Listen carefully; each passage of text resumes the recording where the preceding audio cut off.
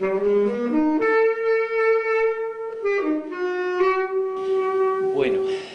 algunos de ustedes se preguntarán, los que me conocen, los que nos conocen, ¿qué hago yo aquí presentando un libro de una malagueña valenciana y algo cañonera, emparentada con una familia de nuestro pueblo? No me corresponde a mí esta labor, porque ni soy de esa familia, ni poseo el nivel literario que corresponde al caso. Su familiar, Jorge, primo o sobrino de primo, o resobrino, o como sea, que en esto de... Ahora lo explicaré después. Eso. Esto de las ligaciones familiares yo no ando muy fuerte. Bueno, Jorge, que es mucho más adecuado al caso, y por razones familiares, y desde luego por capacidad literaria. ¿Y por qué yo entonces? Pues porque por más de 38 años en silencio, como se rotula en el libro, verán ustedes, vamos a entrar en el túnel del tiempo. Retrocedamos más de 50 años. Qué mayores somos, Renecita. Pero no te lo digas. Por esta calle principal de nuestro pueblo, que cambiado está también, ¿verdad? Yo andaba con el anzuelo echado para ver lo que se pescaba. La juventud, los 20 añitos, más o menos. Eran aquellos tiempos en que nuestro pueblo era centro de reunión de gente de todas partes, atraídos por nuestro balneario, nuestros hoteles, nuestra sala de fiestas. Hoy hay por las costas españolas atracciones mucho mejores, pero entonces esto es lo que había. Yo no me acuerdo exactamente cómo conocí a Carmen, parece que ella tiene mejores los recuerdos que yo. Y lo que sí recuerdo es que no fue un ligue, palabra de honor, y que nunca hubo entre nosotros ni un sencillo y casto beso. Repito, palabra de honor, lamentablemente. Pero sí hubo una amistad. Y aunque hayan pasado más de los 38 años de silencio del libro, esa amistad se ha conservado. Inexplicablemente, diría yo, si no hay contacto, es difícil que haya amistad. También recuerdo algo más, y acaso sea lo que, o seguro es que es lo que recuerdo con más claridad. Nos atrevimos a presentarnos en un concurso de baile, de vals, por cierto, en la sala de fiestas. Creo recordar que nos quedamos los segundos, sí, ¿verdad? La primera pareja fue mi tío Silverio, cómo no, con alguno de sus amores, ya sabéis. Y recuerdo que él nos cedió el premio a nosotros muy gentilmente. ¿Fue así? Sí, sí. Eso es. Bueno, pues ya ven, pasando el tiempo, fui a trabajar a Valencia, allí estuve más o menos 30 años y no supe nada de ti. Bien, hace poco tiempo apareces con tu libro y con él estás aquí hoy. Me pediste que te lo presentara y aquí estoy, Carmen. Vamos a ello. Es un honor. Un pequeño paréntesis. Estás tan guapa como entonces, de verdad. En realidad. Bueno, más o menos precipitadamente he leído el libro. Recoges en él las memorias de tu padre. ¡Qué bien! Ojalá todos cuantos han tenido participación personal en hechos más o menos históricos y que han tenido a bien relatarlos con más o menos acierto, hubieran tenido un hijo, hija, en este caso como tú, que ha sabido recopilarlos, pulirlos y ha acometido el enorme trabajo de publicarlos. ¿Qué no diría tu padre Antonio Berrio, funcionario de prisiones? ¿Qué no daría por estar hoy aquí? Ocupémonos de este libro que nos trae Carmen. Luego nos contará ella cómo se ha producido esa simbiosis entre lo que su padre dejó escrito y lo que ella aportó a esta obra. Los que hemos vivido en esa tremenda época de la posguerra, nos hemos ido formando una opinión casi personal de los hechos que nos rodearon. La dictadura era una lluvia que nos mojaba a todos, pero unos la recibían bajo techo, a otros les salpicaba y a otros los empapaba. La información oficial o era silenciosa o contaba las cosas con filtro de censura. Han pasado los años, muchos años ya, y aún hay enormes lagunas de conocimiento. Y aún hay, si no exactamente censuras, sí impedimentos legales. acceso a información en archivos, por ejemplo. Y algo como una actitud general basada en una frase lanzada sutilmente para que calara en las gentes. Dejemos las cosas como están. ¿Para qué remover las cenizas? ¿Para qué hurgar en las heridas? Algunos olvidan que las heridas no se cerraron como correspondía. No quiero entrar más en este tema, pero lo cité porque tu libro, Carmen, y algunos otros que en estos últimos años han visto la luz, son las únicas ventanas por las que uno puede asomarse a aquel oscuro y silenciado tiempo de la posguerra. Tu libro nos abre las puertas a la vida en las prisiones, que no es poco. Y lo que nos cuenta tiene el enorme valor del testimonio directo de quien lo vivió. No es lo mismo sacar conclusiones de unos hechos vividos por otros que relatar lo vivido por uno mismo. Se transparenta en el relato que tu padre era un testigo imparcial en cuanto a implicaciones por ideologías afines o contrarias al relato. Tu padre ni era franquista ni era comunista. Tu padre era un funcionario que tuvo la buena idea de escribir lo que vivió por si algún día aquello servía para algo. Tú entendiste que sí, que había que darlo a conocer, y aquí está tu libro. Y según dejas entrever, este es el primero de una trilogía. Ojalá no te falte el ánimo ni la ayuda para que sea así. Tu padre no fue un testigo pasivo y nada más. Él no tenía un cerebro dominado por una ideología determinada. Su cerebro estaba ocupado por un sentimiento de bondad, por una actitud positiva, por una comprensión de la insoportable situación que le originó problemas, pero que finalmente le produjo grandes satisfacciones cuando lo dejaron poner en marcha sus ideas de hacer productivas y ocupadas aquellas horas, tantas horas de tiempo libre de los presos. Que fue un hombre bueno tu padre está reflejado en todas las páginas de tu libro, Carmen. Tu libro pone las cosas en su sitio. Las cárceles franquistas es una expresión muy usada en nuestro país y fuera de él, con unos tintes oscuros y sangrientos que tu libro casi desmiente.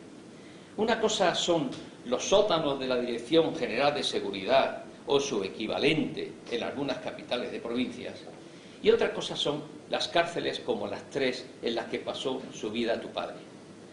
Había presos comunes en ellas y había presos políticos. Había condenados a muerte y había terribles momentos en las horas que precedían a una ejecución, como tu libro nos relata. Pero no había ese tinte sangriento y terrible de las torturas y los ensañamientos que, al menos para mí, siempre significaba la expresión las cárceles franquistas. Tu libro pone las cosas en su sitio y yo me creo el 100% de lo que dice.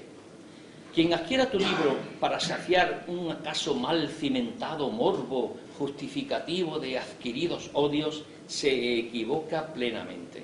Tu libro recoge tremendos momentos, es verdad, pero sin ensañamiento literario. Relata hechos, sin más, sin el añadido de una acerada pluma pudiera poner. Es un lenguaje sencillo, fácil, sin dejar de ser lo que es, un relato de unos hechos que una persona sencilla y sensible vivió. Pero esa imparcialidad que digo, en su sencillo lenguaje, no aligera un gramo la dureza de la vida de una cárcel y de todo lo que sucede dentro de ella. Antonio Berrio trabajó en 3 de ellas. Su testimonio es por ello más válido, más creíble. En las 3 había toda una gama de personajes y de hechos. Así lo dice él mismo en el prólogo de su libro.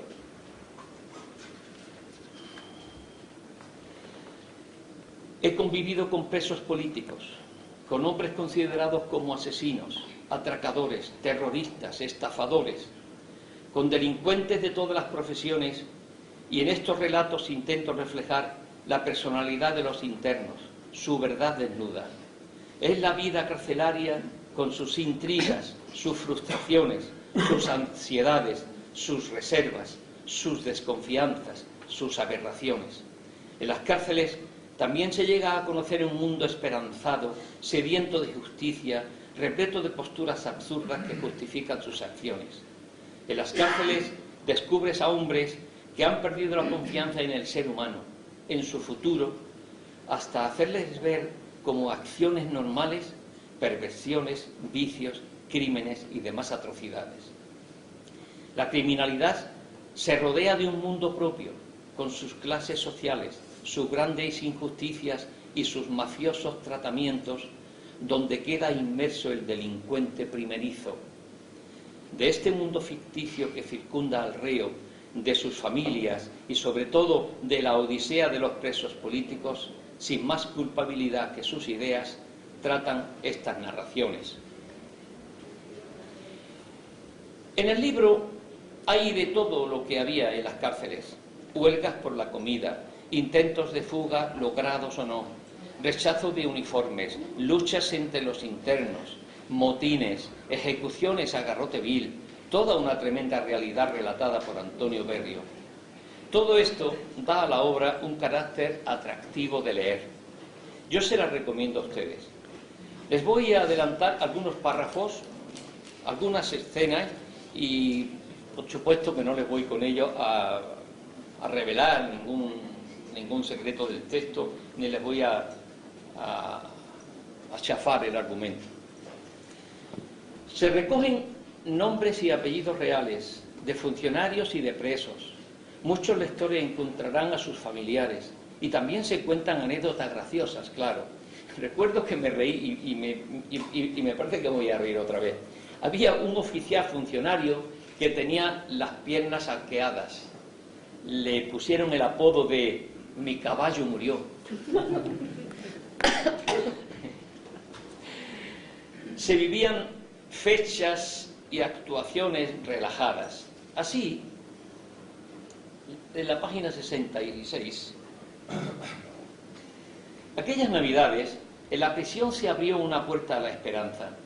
Por iniciativa de Casamayor, un jefe de allí, se organizó un grupo teatral. Representamos obras de Muñoz Seca en las que se eliminaban los personajes femeninos con mucha habilidad. En La venganza de Don Mendo y en La plasmatoria se optó por adjudicar esos personajes a chicos jóvenes que provocaban la risa entre los espectadores. A veces los reclusos ensayaban en presencia de algunos compañeros para comprobar si se reían con sus ademanes afeminados. Hubo internos que pedían a sus mujeres, madres o novias, vestidos para las funciones, y ellas, incrédulas, les obligaban a representar alguna escena en el locutorio, lo que provocaba la risa de todos los presentes. Se organizaron recitales de poesía, que en ese momento estaba de moda gracias al rapsoda González Marín, y había varios internos que lo hacían muy bien. En el patio izquierdo se hicieron partidas de ajedrez y, vestidos de forma adecuada, reprodujimos con piezas humanas campeonatos de grandes jugadores por el mundo bajo la dirección de Casamayor, que era un gran aficionado. Todo esto se pudo llevar a cabo por la transformación que se logró en el interior de la cárcel. A finales de 1944 ya se podía decir que la prisión, a pesar de que la población interna aún era excesiva para la capacidad del establecimiento, era apta para vivir, si se puede llamar vivir a estar encerrado.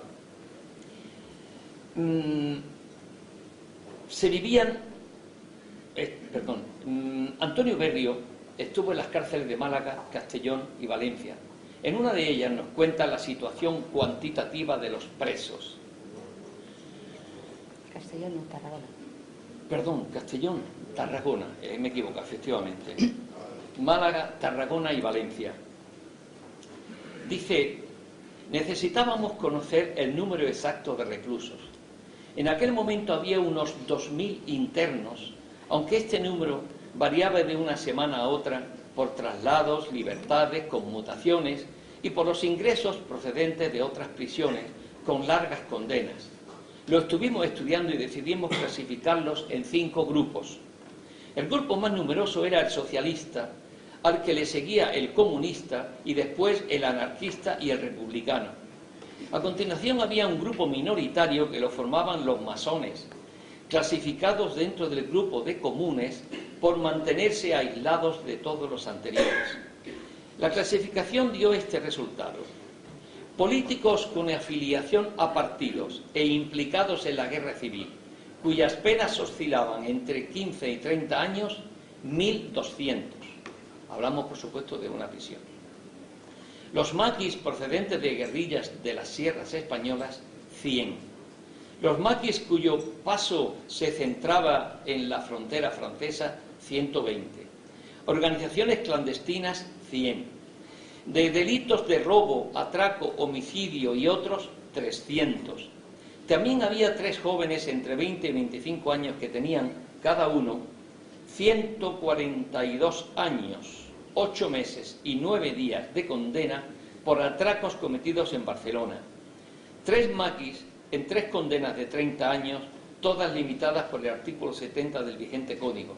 Y más de 400 a los que se le había conmutado la pena capital por reclusión perpetua o por 30 años de condena. No estaba probado que estos últimos, según sus expedientes o testimonios de sentencia, hubiesen participado en delitos de sangre, pero sí en quema de iglesias, saqueos en domicilios con violencia y heridos graves. Algunas otras escenas más duras se las dejo a quienes de ustedes lean el libro. Y concluyo. Gracias por tu libro, Carmen. Gracias a tu padre, el bueno de Antonio Berrio. Tu libro, vuestro libro, hacía falta. Rellena un hueco de verdad entre cuanto se ha escrito sobre nuestra posguerra. Nos queda la expectativa, la curiosidad por leer un día lo que nos cuentas en tu anunciada trilogía. Y gracias, Carmen, por el regalo que nos haces, que le haces a Lanjarón con tu presencia aquí. Nos has solicitado ser socio de nuestra asociación cultural. Como presidente de la misma te comunico que lo eres desde hoy y que te doy en nombre de todos la bienvenida. En prueba de ello, te hago entrega de nuestro libro Lanjarón, Historia y Tradición, de nuestro poeta-escritor Juan Gutiérrez Pavial. Gracias por traernos a Lanjarón la primicia de presentarnos hoy tu libro. Gracias.